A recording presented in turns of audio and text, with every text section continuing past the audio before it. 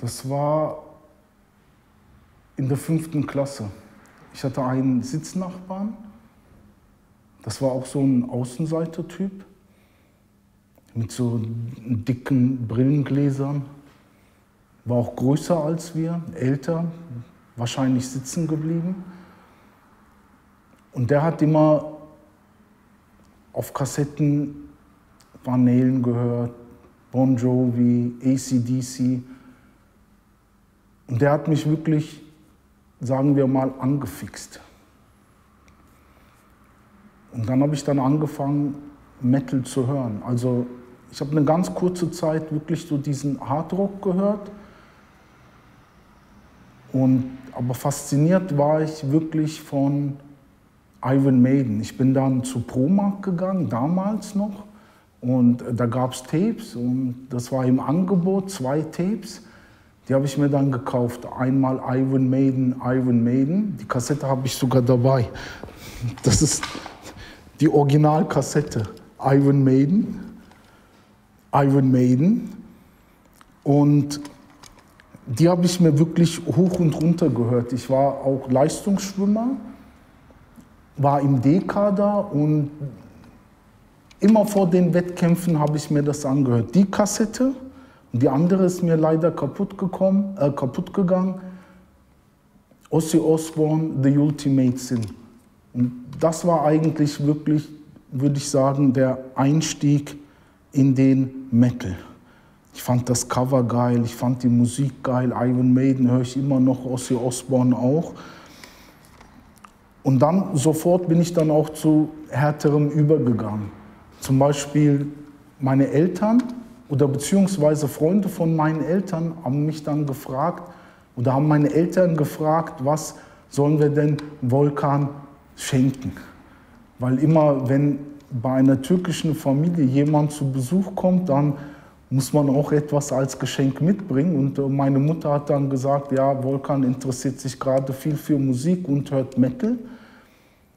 Und die haben interessanterweise, sind in den Laden gegangen und haben dann, und die Platte habe ich immer noch,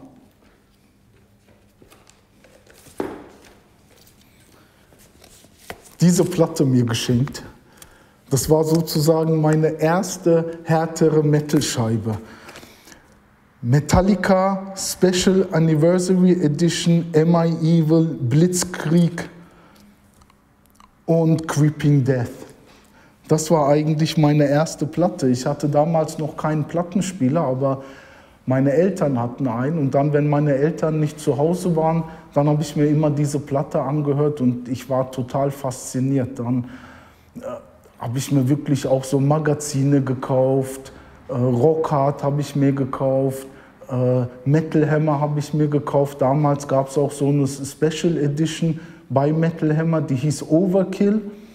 Und da ging es dann halt wirklich um härtere Musik. Da ging es um Slayer, da ging es um Venom.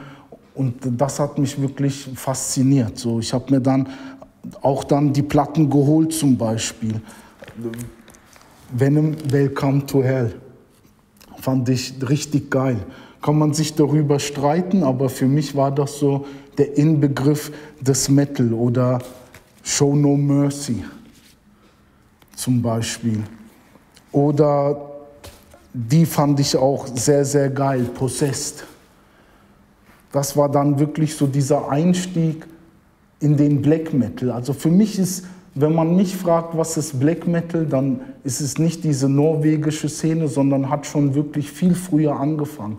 Ich habe auch King Diamond gehört. Ich fand King Diamond total geil. Das erste Album, Fatal Portrait. Leider habe ich das verkauft. Irgendwann ging mir der Gesang so total auf die Nerven.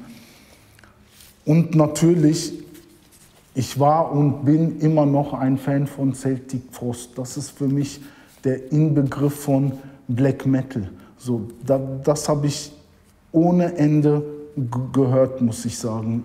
Ich habe auch alle Scheiben. Ich habe jetzt nicht alles mitgebracht, aber generell waren das sozusagen die Anfänge von Metal. Und damals war das auch so, das war sehr interessant, weil ich bin dann natürlich auch auf Konzerte gegangen. Mein ganzes Zimmer war voll von Metal-Postern. Ich war Fan natürlich von Doro Pesch Warlock, wer nicht.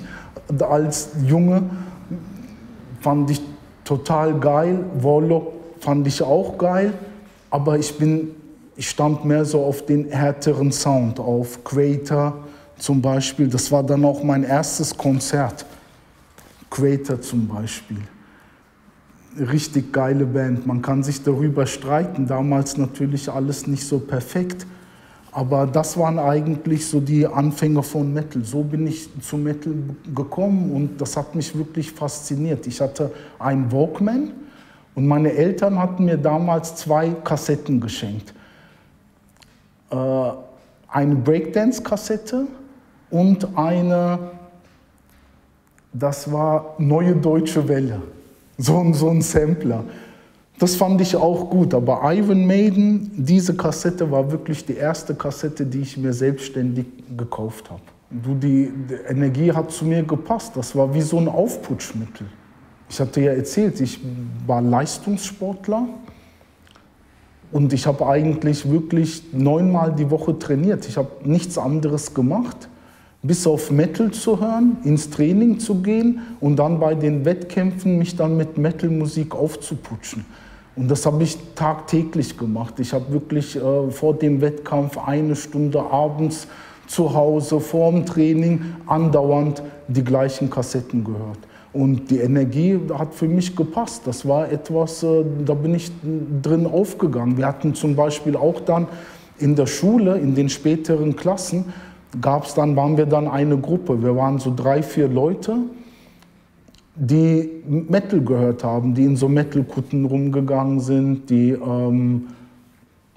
auf Konzerte gegangen sind. Also klar, das hat mir natürlich zugesagt. Gerade so auch so der härtere Stuff. Ich stand immer auf härteren Stuff. Immer, was neu rauskam, selbst wenn es ganz miese Punkte bekommen hat, fand ich immer geil. Also ich mochte schon immer so dieses Extreme, sagen wir mal.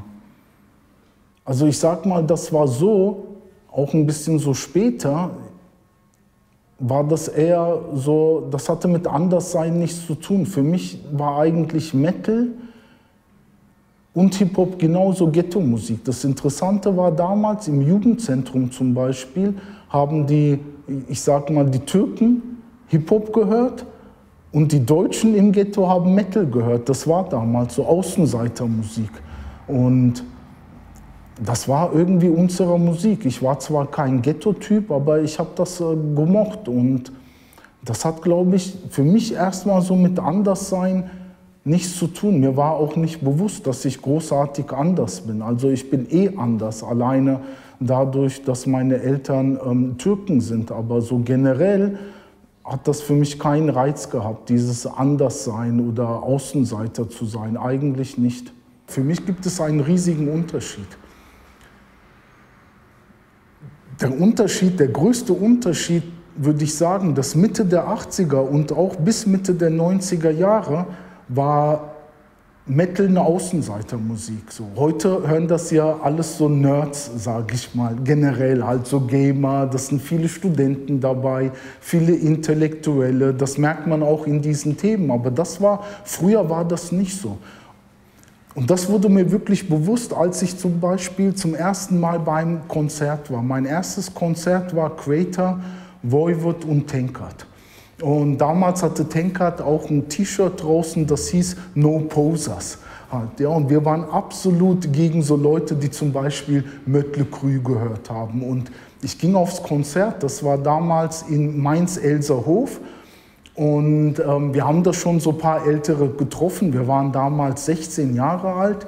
Wir haben da ein paar Ältere getroffen und die hatten halt alle schon lange Haare und so Kutten, haben Alkohol getrunken, waren mit ihren Freundinnen da und waren wirklich auf eine Art und Weise asozial, sage ich mal. Wir sind dann zum Beispiel zu McDonald's, haben was gegessen und da waren so viele Leute da, Metal-Fans im McDonald's.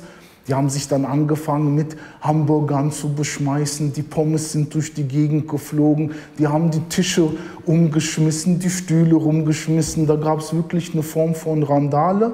Und dann sind wir dann zum Konzert, das war damals im Mainzer Elserhof, glaube ich, Mainz-Elserhof hieß der Laden. Und die hatten so ein Gitter, wie jetzt so hier, so ein ähnliches Gitter, so ein aus Eisen.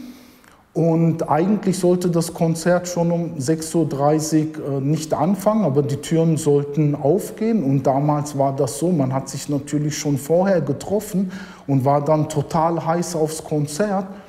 Und wir haben uns dann sozusagen alle, knapp 500 Leute waren auf der Show gewesen, so wirklich so, waren am Gitter und haben gewartet, bis die das Gitter aufmachen.